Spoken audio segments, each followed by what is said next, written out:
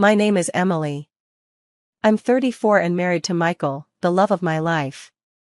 We live in a cozy house I got from my parents, in a quiet suburb. Michael and I have been trying to have a baby, but it hasn't been easy. I've had miscarriages, and each one hurts a lot. Michael is a kind man who always helps his family. His mom, Mrs. Thompson, and his sister, Laura, who is divorced and has 2 kids, often rely on him. They live together, and Laura struggles to make ends meet. One morning, while I was setting the breakfast table, Mrs. Thompson came in. She pretended to care and said I was brave for handling everything, glancing at my empty womb. I forced a smile and replied, "Thank you, Mrs. Thompson. We're hopeful." Laura then walked in, acting like she owned the place, and praised Michael for supporting them. Michael quickly changed the subject to breakfast and shared news about the house. He said he put all his savings into it for our future, so he might need to cut back on expenses. Mrs. Thompson looked upset, and Laura dropped her fork, saying they depended on him. Michael replied gently but firmly that we needed to plan for our future too. After breakfast, as Michael left for work, Mrs. Thompson pulled me aside. She whispered that if I couldn't give Michael a child, he might rethink our relationship. I felt a lump in my throat but said, "Michael and I are in this together. We'll figure it out." As they drove away, I stood at the door, knowing things were about to get tough. My home, which felt like a sanctuary, was turning into a battleground. Life at home became a balancing act. Michael left early and came back late, tired and unaware of the tension. The days were long, filled with silent struggles. On Wednesdays, Laura usually dropped off her kids, treating our home like free daycare. I was making coffee when Laura came in with her kids. She told me to help them with homework while she ran errands, barely looking at me. I tried to keep my voice calm, but I wanted to say I had things to do too. She waved me off, saying I could manage. After she left, I sat with her kids, Ella and Max, trying to help with their homework, but my mind kept going back to how Laura saw me as just a helper. Later, Mrs. Thompson came over without knocking, acting like she owned the place. She sat down and said she was worried I wasn't taking good care of Michael. "A man needs his wife to support him," she added, looking me over. "I do my best, Mrs. Thompson." "Michael knows that," I replied, feeling my cheeks get warm.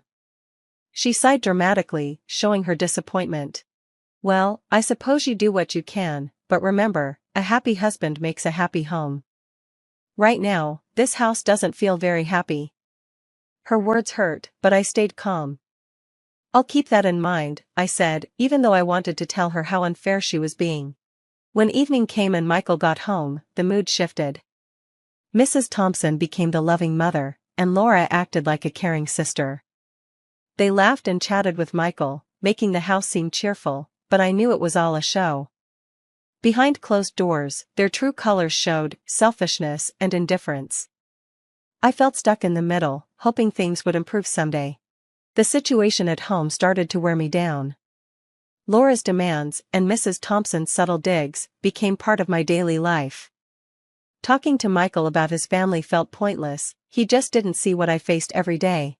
One evening, after a particularly tough day, I decided to talk to Michael again. We were in the living room, the TV on but neither of us really watching. "Michael, we need to talk about your mother and Laura," I said, turning off the TV. He looked surprised. "What about them? They're here all the time and it's really getting to me. Laura drops off her kids without asking, and your mother makes me feel small." Michael sighed and ran his hand through his hair. "Emily, they're family. They're going through a tough time. We need to be there for them. But what about us? What about our life together?" I asked, feeling frustrated and sad. He was quiet for a moment, then said, "I know it's hard, but they need me. Can't you try a little harder for me? Try harder? I'm at my breaking point. I need you to see that." There was a heavy silence between us. Finally, Michael stood up. "I need some air," he said, and left the house. I sat alone, feeling more isolated than ever. The man I loved, who I thought would be my partner, seemed lost in his duty to a family that didn't respect me or our marriage. The next day, things got worse. Laura came over unannounced, as usual, but this time she brought boxes of her things. "What's all this?" I asked, confused, as she started to fill the living room. "I'm moving in for a while. Mom's house is too cramped with the kids," she said, acting like it was normal. "Moving in here?" I couldn't hide my shock. "Just for a bit. You don't mind, do you? After all, we're family," she smiled, but it didn't reach her eyes. I stood there, watching my home, my sanctuary, slowly being taken over. It felt like an invasion. I felt a deep sense of loss, not just for the peace of my home, but for the understanding and support I desperately needed from Michael. That night, lying in bed, I realized something had to change.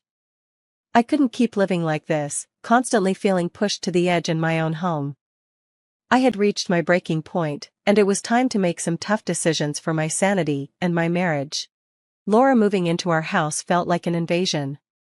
Every morning was chaotic, with her kids running around and her taking over the kitchen. Mrs. Thompson visited more often, adding to the tension.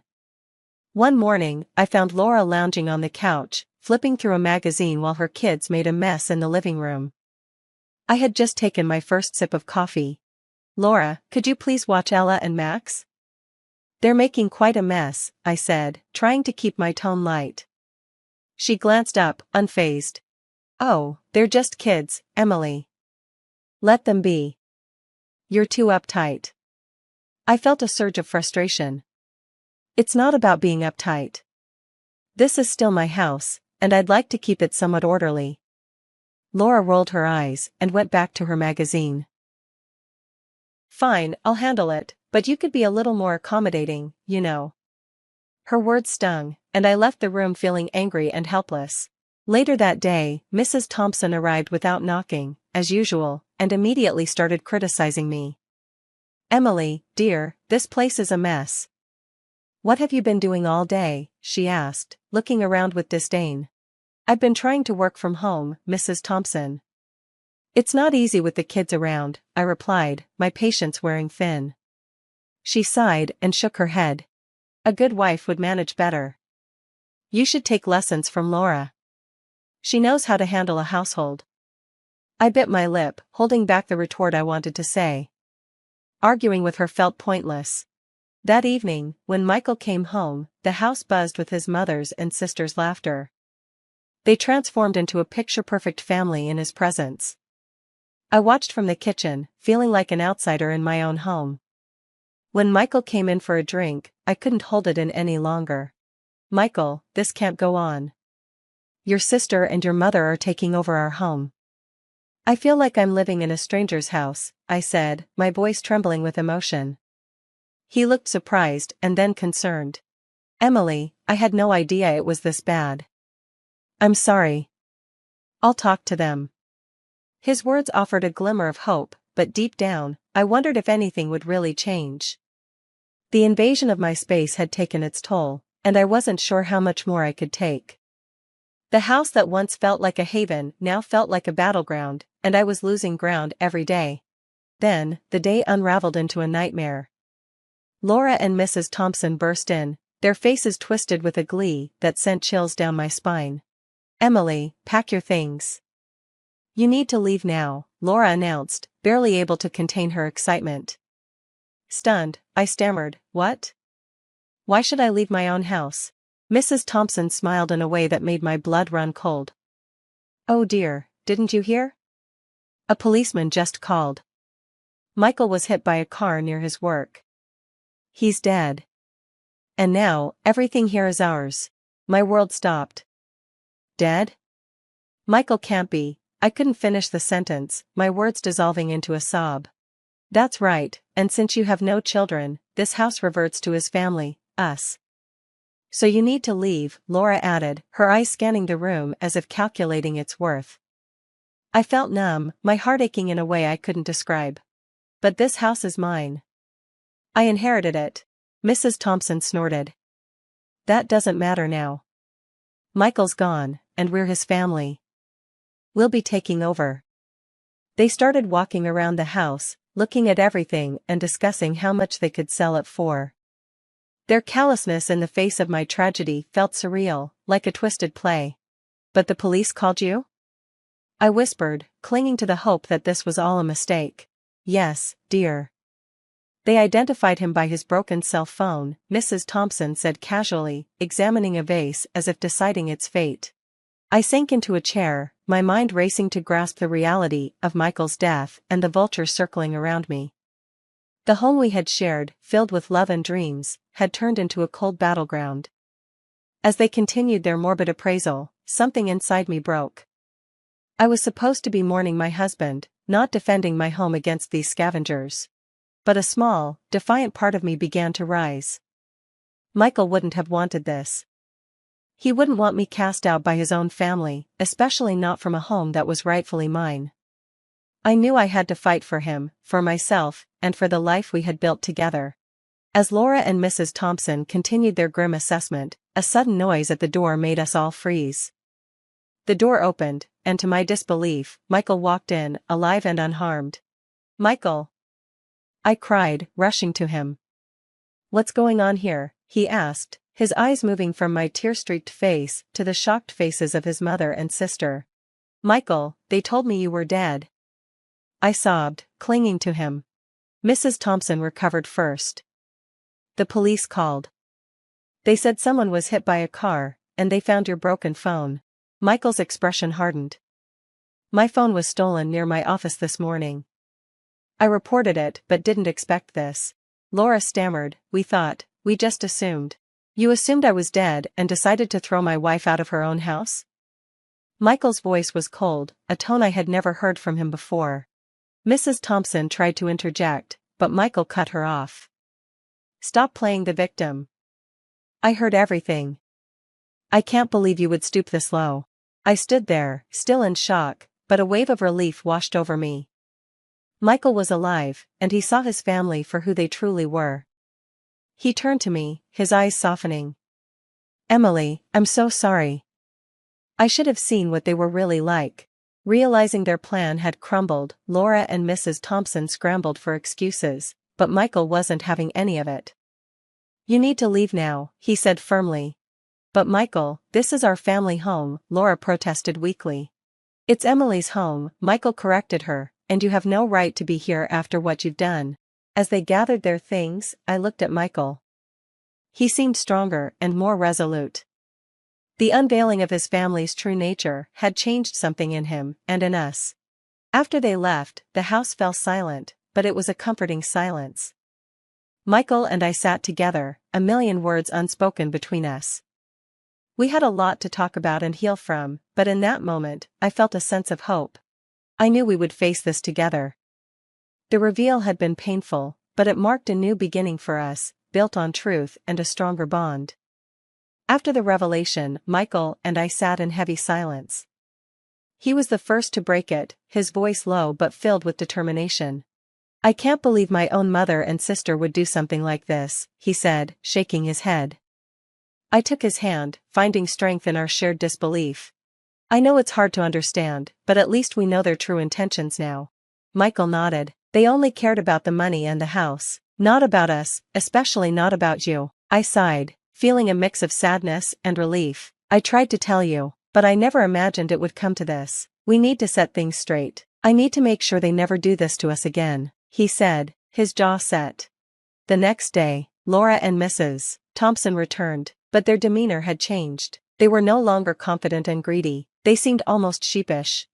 "Michael, we didn't mean for things to go this far," Laura started, avoiding eye contact.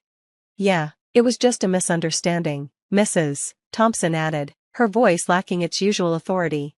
Michael looked at them, his expression unreadable. "A misunderstanding? You celebrated what you thought was my death and tried to kick my wife out of her own house. There's no misunderstanding there." I stood by Michael, feeling proud of his resolve. Laura fidgeted, looking anywhere but at us. "We just thought we were losing everything. We panicked." "And that justifies your actions?" Michael's tone was incredulous. Mrs. Thompson tried to reach out to him. "Michael, you're our family, we just got scared." Michael stepped back. "Family doesn't do what you did." I can't just overlook this. The air was thick with tension, and for a moment, nobody spoke. Then Michael continued, I want you both to leave. We need space and time to heal from this. Laura and Mrs. Thompson exchanged glances, realizing the gravity of the situation. Without another word, they left, their heads bowed. Once they were gone, Michael turned to me. I'm sorry, Emily, for everything. I should have listened to you. I hugged him, feeling a weight lift off my shoulders. It's okay, Michael, we'll get through this together. That evening, as we sat in our living room, the house felt like ours again. The intentions of Laura and Mrs. Thompson had been exposed, and in facing that ugly truth, Michael and I had found a new sense of unity. We were ready to move forward, leaving the pain and deceit behind us. A few days later, life seemed to return to some normalcy, until Mrs. Thompson and Laura showed up again, acting as if nothing had happened. They barged into the living room where Michael and I were sipping our morning coffee. Michael, we've been thinking, we still need your financial support, for the kids and the house, Mrs. Thompson stated, her tone demanding. Yes, Laura chimed in. Michael, you can't just abandon your nephews, they need your help. I looked at Michael, sensing his growing frustration. He set down his cup calmly, though anger simmered beneath. Mom, after everything that's happened, you still expect me to support you financially? His voice was steady but firm. Yes, it's your duty as a son and a brother, Mrs. Thompson insisted, her eyes hard. Michael stood up, his resolve clear. No, Mom, I've made my decision. I'm not going to continue supporting you like before. I have my own family to think about. Laura's face flushed with anger. But you have nephews, Michael, they need money. Michael looked at her and then at me. I will support my nephews, but in a much more limited way. Emily and I have plans, we're going to adopt a child. I gasped, joy washing over me. Adoption, the idea filled me with unexpected happiness. Mrs. Thompson and Laura exchanged furious looks. You're choosing strangers over your own blood, Laura spat. It's not about that, Laura, it's about building the family I choose, Michael replied, his gaze unwavering. With no more words, Mrs. Thompson and Laura stormed out, leaving tension in the air. Once they were gone, Michael turned to me, his expression softening. Emily, adopting a child is just the beginning. I believe we will have our own children one day too. His hopeful words brought tears to my eyes. Michael, that's the most wonderful thing I could hear. A family, our family, however it comes to us. We embraced, a sense of peace enveloping us. The challenges with his family had only strengthened our bond. Looking to the future, we saw a world of possibilities, a world where our love could extend to a child in need and maybe, one day, to children of our own. The chapter of struggles and pain was closing, and a new chapter full of hope and love was beginning. Together, we were ready to write it, one day at a time.